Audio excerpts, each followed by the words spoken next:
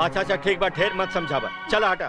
कौन सा सिचुएशन था जब आपको डायरेक्टर कह दिए थे कि तुम जिंदगी में कलाकार नहीं बनोगे सर? क्या वो सिचुएशन रहा होगा? मेरे पिताजी राजनीति में थे, मंत्री भी बिहार सरकार में थे। मैंने यूनिवर्सिटी मैच खेला है, कॉलेज के मैच खेले हैं। तो उस समय खेल को उतना प्रश्रय नहीं मिलता था। मेरी पहली फिल्म थी, बिहारी भाषा की फिल्म थी, कल हमारा है, जो 6 मार्च 1980 में रिलीज हुई थी। कहीं काम नहीं था तो उस शहर में एक एक दो दो दिन भूखे भी रहा। और अरे हम तो के बहुत प्यार करीले। अब वो मेरे चेहरे को देख के बोलती थी कि तू खाना नहीं खाया रे। मैंने कहा कि नहीं माँ, खाया हूँ। बोले ना, माँ बोलती थी उनको आप? मैं माँ बोलता, अम्मा बोलता था। और वो गरीब औरत 1 दर्जन केला मुझे देती थी कि जा खा, तू बहुत बड़ा हीरो बनेगा। अरे वाह। तो जब दूसरी फिल्म भी शूटिंग में जाता था तो लोग बोलते थे, ए मनहर बाबू, कुणाल को नहीं जानता था। दिहल वचन निभावे खातिर आपन खुशी के गला घोट दी। नमस्कार, आप देख रहे हैं पब्लिक सपोर्ट 24 में हूं आपके साथ प्रमोद कुमार। बिहार की धरती के सुपौल जिला में मेरी मौजूदगी है दोस्तों। फ्रेम में जिस चेहरों को आप देख रहे हैं, इन चेहरों को देख करके बचपन से हम लोग बड़े हुए हैं, बचपन से फिल्में देखते देखते इतने बड़े हुए हैं। और आज सौभाग्य की बात है, इनका इंटरव्यू करने के लिए मुझे सौभाग्य की प्राप्ति हुई है। जानने का प्रयास करेंगे सर की वर्षों की कहानी, सर की जुबानी, क्योंकि ये सर वो इंसान है, अगर इनके बारे में आप सुनेंगे आप सोचेंगे आखिर क्या इंसान है। ये सर का कहना था कि मेरे खानदान में जो नहीं किया वो हम करेंगे। और ये वो सर है, वो कुणाल सर है जिनको डायरेक्टर कह दिए थे तुम जिंदगी में कलाकार नहीं बनोगे। लेकिन आज वो सर इतना बड़ा इतिहास रच दिए हैं, इतना बड़ा खड़ा कर दिए हैं भोजपुरी की दुनिया में, फिल्मों की दुनिया में अपनी पहचान, जो हर इंसान बच्चे बच्चे वाकिफ है। बाद बाकी सर जानेंगे सर की जर्नी की कहानी, उन्हीं की जुबानी। सर बहुत बहुत स्वागत आपका पब्लिक सपोर्ट 24 चैनल में। पब्लिक सपोर्ट 24 चैनल के तमाम दर्शकों को आपका अपना कुणाल नमस्कार करता है। सर आपके बारे में जितना भी सुने बहुत ही कम ही होगा, और अगर पूछेंगे तो मुझे लगेगा कि मेरे आंख से ही आंसू निकल जाएंगे। लेकिन सर कहना चाहेंगे वो कौन सा सिचुएशन था जब आपको डायरेक्टर कह दिए थे कि तुम जिंदगी में कलाकार नहीं बनोगे सर? क्या वो सिचुएशन रहा होगा? देखिए, दुख और हार, इंसान हमेशा जीतता नहीं है, लेकिन जीतता वही है जो प्रयास करता है। बिल्कुल बिल्कुल। मंजिल भी उसी को मिलती है। तो मैं भी एक नौजवान जो पढ़ाई लिखाई करके, मेरा जन्म एक राजनीतिक परिवार में हुआ। मेरे पिताजी राजनीति में थे, मंत्री भी बिहार सरकार में थे, इंजीनियर, डॉक्टर, प्रोफेसर, हर विधा में लोग थे हमारे खानदान में। फिल्मों में और खेल जगत में कोई नहीं था। क्या बात। तो खेल जगत, जब मैं युवा था उस समय बिहार में मैं क्रिकेट खेलता था।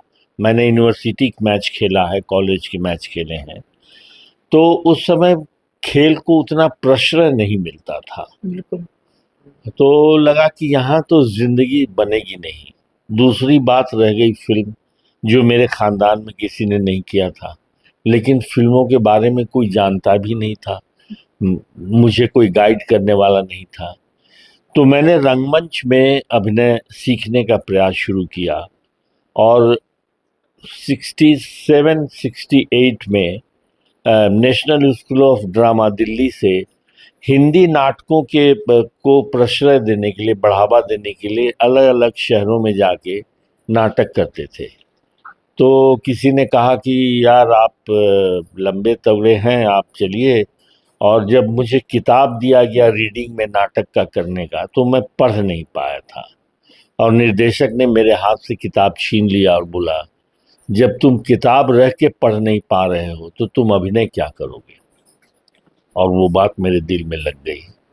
फिर मैंने अभिनय पर मेहनत शुरू किया। फिर एक सपना लेके मुंबई शहर में गया। अनजान शहर, अनजान लोग, न कोई जानता था न कोई पहचानता था। तो वहाँ से संघर्ष किया और हमारे घर की माँ बहनों ने, युवा साथियों ने, बड़े बुजुर्गों ने आशीर्वाद दिया। जहाँ तक पहुँचा हूँ उनकी आशीर्वाद और अपनी मेहनत से सर पहुंचा। कहते हैं, एक दोहा है कि लीक लीक गाड़ी चले, लीके ही चले कपूत, लीके ही छाड़ी तीनों चले, शायर सिंह सपूत। आप लीक से हट करके अपनी जो अदम्य पहचान बनाए हैं, इसमें कितना मुश्किलों का सामना आपको करना पड़ा होगा? बिना संघर्ष के तो कुछ भी हासिल नहीं होता। अगर मैं संघर्ष नहीं किया होता तो मेरी पहचान मेरे पिताजी के नाम से ही होती। जी जी जी। लेकिन मैंने वहां संघर्ष किया, अपनी पहचान बनाई। और मैं ही ने क्या, मुझसे पहले भी हजारों लोगों ने संघर्ष किया है और तब अपनी पहचान बनाई है। उसी तरीके से मैंने भी मेहनत किया। सर फिल्मों का उस समय दौर कुछ कम था, तो आप जो ये निर्णय लिया कि मुझे फिल्मों में जाना है, ताकि परिवार के लोग इनके विरोध नहीं हुए? जी हाँ, लोगों को लगता था कि ये कहाँ जा रहा है, और उस समय तो बहुत हेकार की दृष्टि से देखते बिल्कुल थे, बिल्कुल बिल्कुल। ये नचनिया बजनिया क्या करने जा रहा है। लेकिन मेरी स्वर्गीय माता जी ने मुझे हमेशा प्रोत्साहित किया। उन्होंने कहा कि बेटा, जीवन में जो सोचते हो अगर वो अच्छे ढंग से कर सको और अपने पैरों पे खड़ा हो जाओ, अपनी पहचान बना लो, वही सबसे बड़ी जीत होगी तुम्हारी। जाओ प्रयास करो। तो मैं मेरे माँ का आशीर्वाद लेके गया था मुंबई संघर्ष करने। सर आपके जीवन का टर्निंग पॉइंट कब आया, कब लगा कि मैं एक्टर बन सकता हूँ? क्योंकि डायरेक्टर ने आपको कहा था कि तुम जीवन में कलाकार कभी नहीं बनोगे, तो आपके जीवन में टर्निंग पॉइंट वो सीन कब आया आपका? देखिए, वो एक कलाकार जब सफर तय करता है तो टर्निंग पॉइंट जैसी कोई चीज नहीं होती है। वो उसका एक निरंतर प्रयास रहता है। कभी वो गिरता है, फिर उठता है, फिर चलने की कोशिश करता है। तो एक सपना जरूर था कि मैं बनूंगा तो हीरो बनूंगा, फिल्मों में मैं छोटे रोल नहीं करूंगा। और जब 78, 78, 79 में संघर्ष कर रहा था, उस वक्त टेलीविजन भी नहीं था, तो सिनेमा में लोग काम नहीं देते थे। नए लड़कों को बहुत मुश्किल से काम मिलता है। तो वैसे दौर में मुझे काम मिला। मेरी पहली फिल्म थी, बिहारी भाषा की फिल्म थी, कल हमारा है, जो 6 मार्च 1980 में रिलीज हुई थी। पटना के एलिफिंस्टन टॉकीज में एक ही थिएटर में फिल्म रिलीज हुई, और उस सिनेमा हॉल में वो 37 हफ्ते चली थी फिल्म। 37 हफ्ते है? जी, और उसको रिलीज किया था ऑल ओवर इंडिया बाद में राजश्री फिल्म्स ने, जी जो कि फिल्मों में बहुत बड़ी कंपनी है। बिल्कुल बिल्कुल।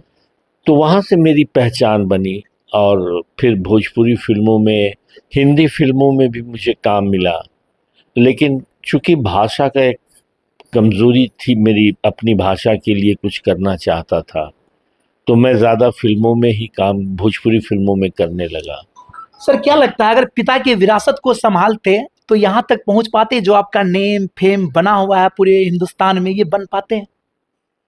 ये फैसला करना बहुत मुश्किल है, लेकिन मैं आपसे एक बात बताऊं, बिल्कुल, स्वागत। मैं आज भी राजनीति में हूं। जी जी जी। और मैं एक बात बता रहा हूं कि 2014 में कांग्रेस पार्टी 2010 में ज्वाइन किया, बिल्कुल। और 2014 में राहुल गांधी जी ने मुझे पटना साहिब से शत्रुघ्न सिन्हा जी के खिलाफ जी अपनी पार्टी का उम्मीदवार बनाया। और उस समय कांग्रेस की स्थिति बहुत गड़बड़ थी, पूरे देश में ही थी। जी जी। लेकिन तब भी भोजपुरी सिनेमा में एक चहेते कलाकार होने के नाते मुझे 2,90,000 वोट उस माहौल में भी मिला था, जिसके लिए मैं एक एक जन को, अपनी माताओं को, बहनों को प्रणाम करता हूं कि इतना आशीर्वाद उन्होंने दिया। तो मैं राजनीति में हूं। चूंकि राजनीतिक परिवार में आंख खोला तो मैं जिंदगी की समस्याओं को भी जाना। भोजपुरी फिल्मों में जब अभिनय करने लगा तो ज्यादातर शूटिंग गांव में करने लगा, तो मैं गांव के लोगों की समस्याओं को भी जानने लगा, उनकी जरूरतों को भी समझने लगा। तो मैं राजनीति से कभी अलग नहीं रहा, और अभी भी मैं समाज सेवा में लगा रहता हूं, जितनी मेरी क्षमता है अभिनय के साथ साथ। सर हर सफल इंसान के पीछे किसी न किसी का हाथ होता है, आपके पीछे किनका हाथ रहा होगा सर सफर में? मेरी माँ का आशीर्वाद, भोजपुरिया समाज के तमाम माताओं, बहनों, बड़े बुजुर्गों, नौजवान साथियों का स्नेह, प्यार, आशीर्वाद, और मेरी मेहनत, यही मेरी सफलता मुझे सर आप दी। पहला फिल्म का ऑफर किसने दिया होगा आपको? पहला फिल्म था कल हमारा, उसके प्रोड्यूसर डायरेक्टर थे गिरीश रंजन जी, स्वर्गीय गिरीश रंजन जी, जो हिंदुस्तान के बड़े नामचीन डायरेक्टर मृणाल सेन जी के एसोसिएट डायरेक्टर थे। और वो चूंकि बिहारी भाषा और बिहार की पृष्ठभूमि पे फिल्म बन रही थी, तो उनको एक ऐसा हीरो चाहिए था जो बिहारी डायलेक्ट में बोले, जो हिंदी और भोजपुरी के बीच की एक भाषा।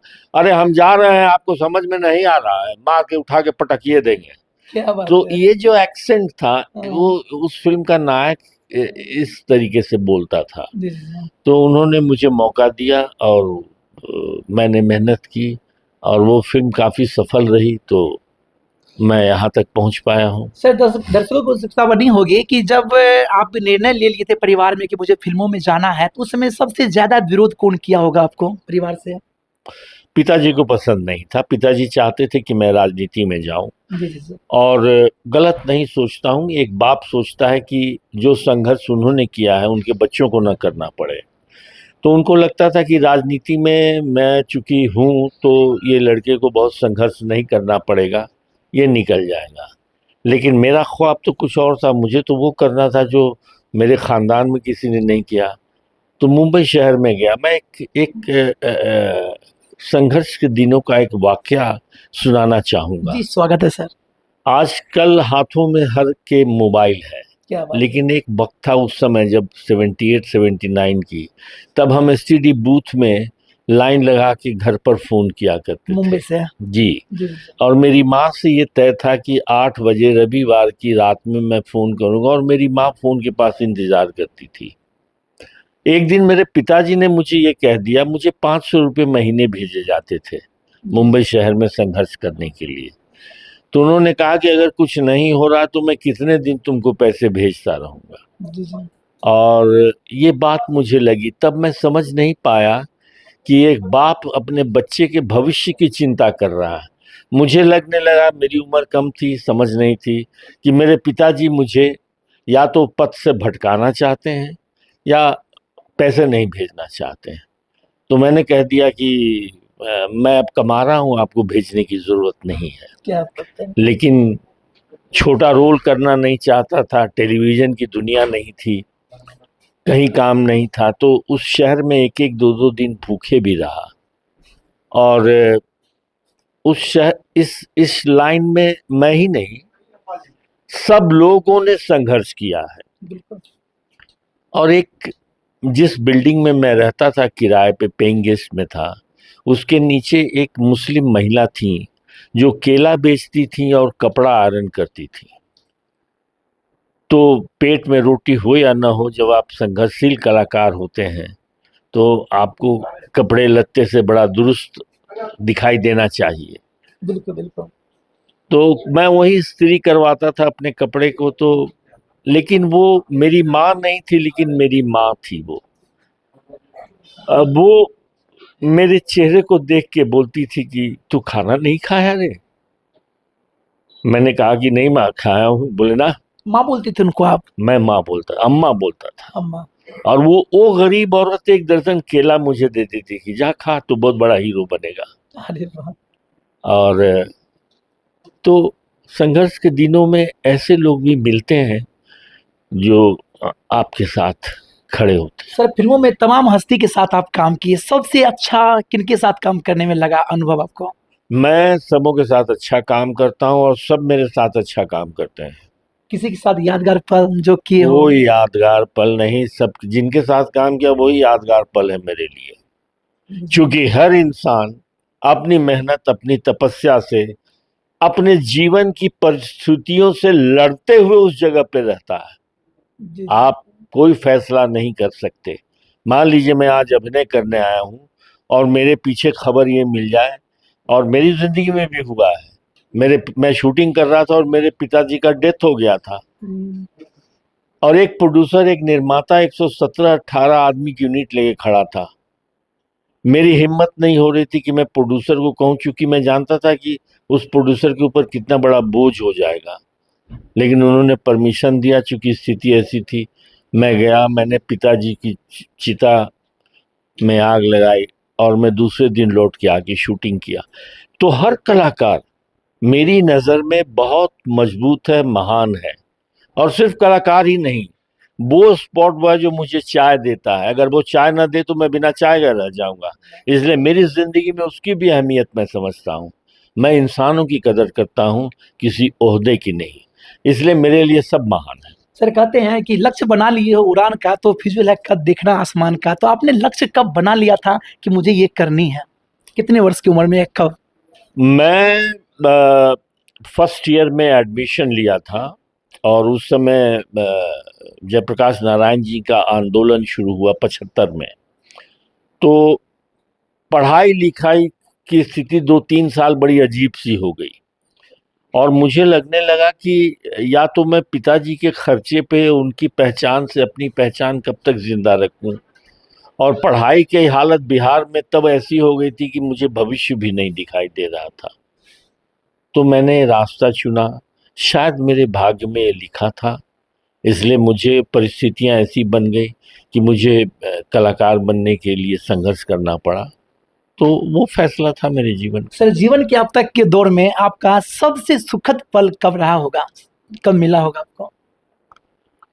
सबसे, जैसे जब फिल्में नई शुरू हुई जी सर। तो लोग फिल्म के कैरेक्टर के नाम से जानते थे। जैसे गंगा किनारे मोरा गांव में मेरा नाम मनहर था। जी सर। तो जब दूसरी फिल्म भी शूटिंग में जाता था तो लोग बोलते थे, ए मनहर बाबू। कुणाल कोई नहीं जानता था। और उस वक्त भोजपुरी सिनेमा को हमारे पत्रकार लोग, इलेक्ट्रॉनिक मीडिया तो था ही नहीं, भोजपुरी सिनेमा और उसके कलाकारों के बारे में लिखने में उनके कलम की स्याही सूख जाती थी और अंग्रेजी मीडिया के छपे इंटरव्यू को ट्रांसलेट करके वो लोग हिंदी अखबारों में छापते थे। तो कोई परिचय भी मीडिया के माध्यम से भी नहीं होता था। लेकिन सुखद अनुभव तब हुआ जब दूसरी मेरी तीसरी फिल्म दुल्हा गंगा पार के जब मैं शूटिंग करने गया तब लोग मुझे कुणाल के नाम से बुलाते थे। तो मुझे लगा कि अब मैं पहचाना जाने लगा हूँ। हर इंसान के जीवन में सर एक जो है ना इतिहास का काला दिन आता है और बहुत दुख भरा पल आता है जिसे वो जन्म मरते दम तक नहीं भूलता है। आपके जीवन में दुख भरा पल कब आया होगा अब तक के लाइफ में? मैं अब विदेश नहीं जाता हूँ। मेरी जिंदगी में 2 बार ऐसा हादसा हुआ कि जब मैं विदेश शूटिंग करने गया तो मेरी माँ गुजर गई और मुझे अफसोस कि मैं उनको कंधा नहीं दे सका। दूसरी बार शूटिंग करने गया तो मेरी बड़ी दीदी मुझसे जो बड़ी थी वो गुजर गई, मैं उनको भी कंधा नहीं दे पाया। दोनों विदेश से जा रहे थे? हाँ, तो अब मुझे कई ऑफर आते हैं तो पता नहीं क्यों मेरे मन में ये हिचक रहता है कि मैं विदेश में जाऊंगा तो मुझे कुछ ऐसी खबर सुनने को मिल जाएगी। तो एक बेटे के लिए जो अपनी माँ को कंधा नहीं दे सके, इससे बड़ा दुख की बात क्या होगी। सर पब्लिक सपोर्ट से बात करने लगा, बहुत बहुत धन्यवाद सर। Thank you. सर क्या कहेंगे तमाम जनता को जाते आते अंत में? आप अपनी भाषा पे गर्व कीजिए, आप बिहारी होने पे गर्व कीजिए। अपनी भाषा की फिल्मों में हम जो बड़ी मेहनत से बनाते हैं इसको प्यार दीजिए, सराहिए। और मोबाइल और वीडियो में मत देखिए फिल्म, थिएटर में जाके देखिए, तभी हमारी मेहनत को आपका आशीर्वाद मिलेगा। हम आपके लिए और बेहतरीन काम करेंगे।